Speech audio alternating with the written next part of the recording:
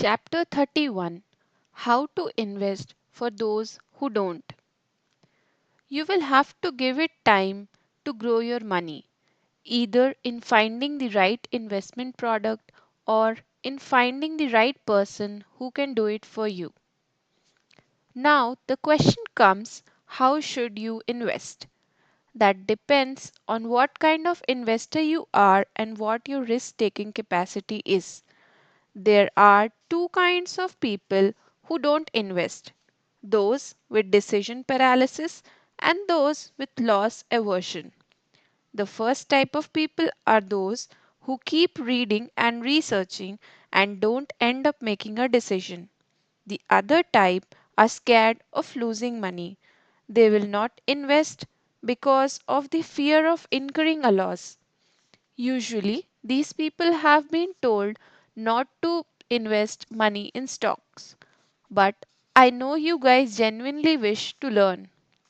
So, let's talk about how you can come up with an investment strategy. Analyze your situation and risk taking appetite. There are three categories: low risk, medium risk, and high risk. Low risk. A person who has no knowledge about the stock market and cannot risk losing their money should ideally postpone investing till they learn more. Do your research, watch YouTube videos, listen to podcasts, or better, enroll yourself in a course that teaches investing in the stock market. Meanwhile, Nifty ETFs are a safe choice. Add a small amount monthly and it will give you profits in the long run. Be consistent. Medium risk. Medium risk takers have some knowledge of the stock market. If you belong to this category, you can invest in equity oriented mutual funds where you get to pick stocks.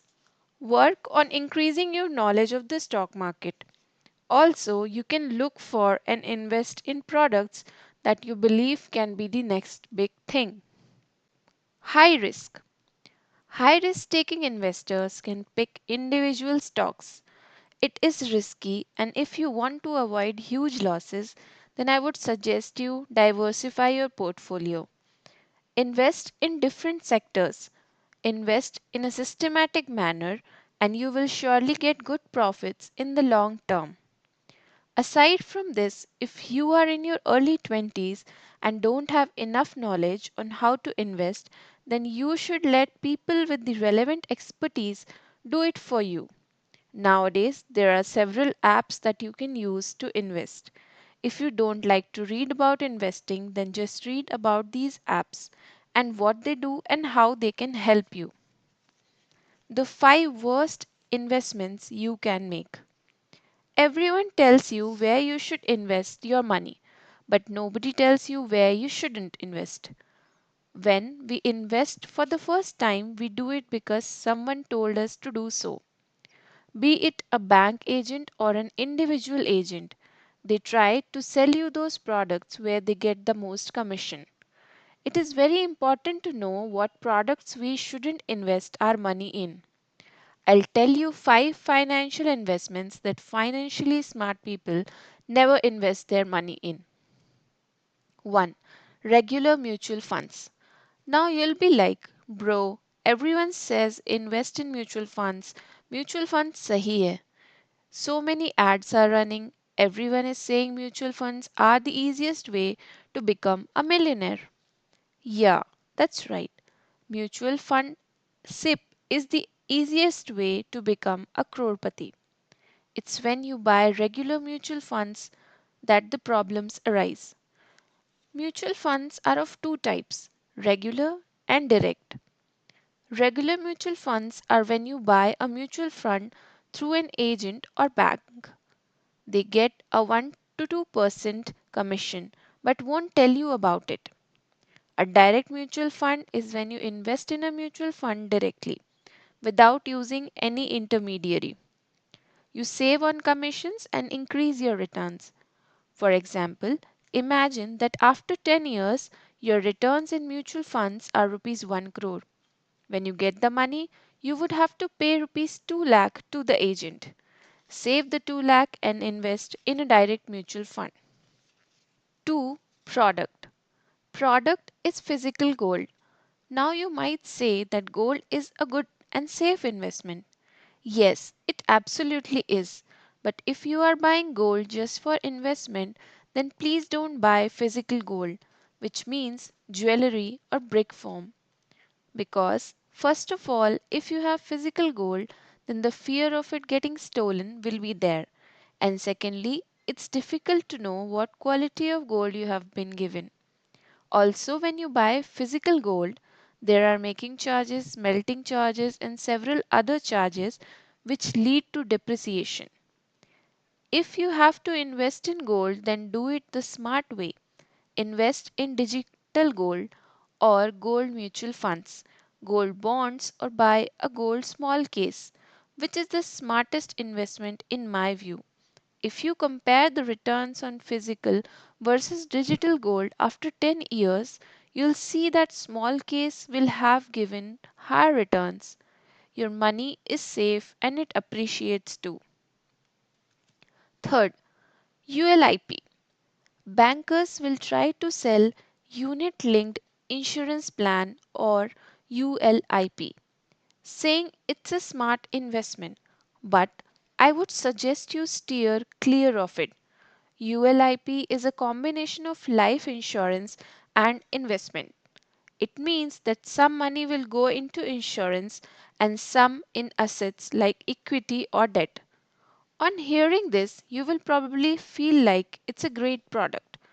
Two hits with one arrow. You'll think you'll invest in one place and that will cover your investments and insurance too. Amazing. But that's the problem. Let me explain. When you invest in ULIP, you can't withdraw your money for 3 to 5 years. With mutual funds, you can do it anytime.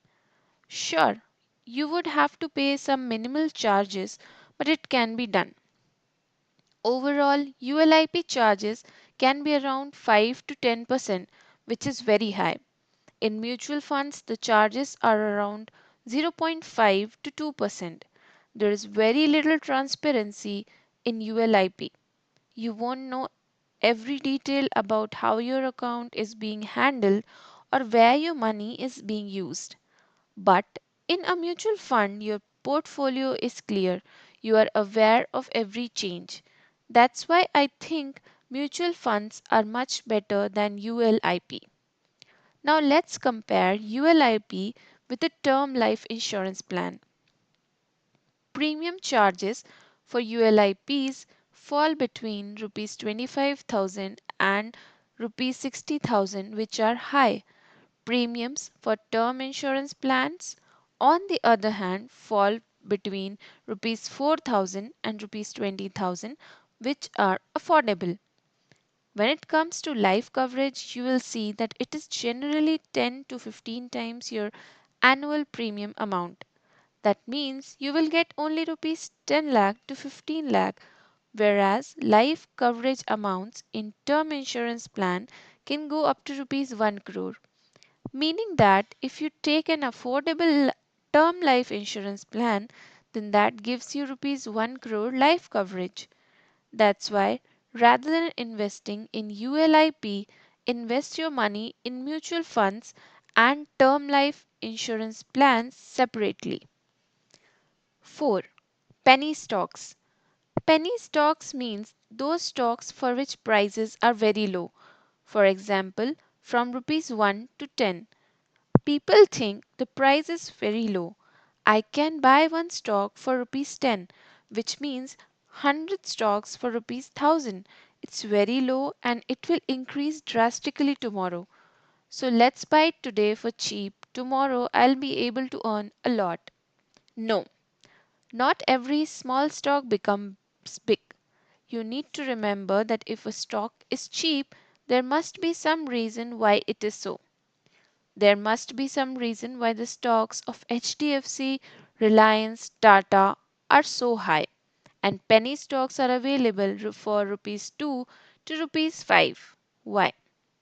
because their performance is not good or there is some problem. That's why they are cheap. Try to figure out what that problem is and stay away from such products. Buy the right thing at the right place and at the right time. Especially stay away from stocks that are less than rupees 10 if you don't know the stock market properly. 5. Lottery or get rich quick schemes. Get rich quick schemes are like 21 दिन में पैसा double or come invest some money and become rich overnight. People sell products like these on the internet. Buy this lottery ticket and you will earn lakhs of money. Understand one thing, if you fall for it, the only one becoming wealthy is who you are buying it from. You are only becoming a fool.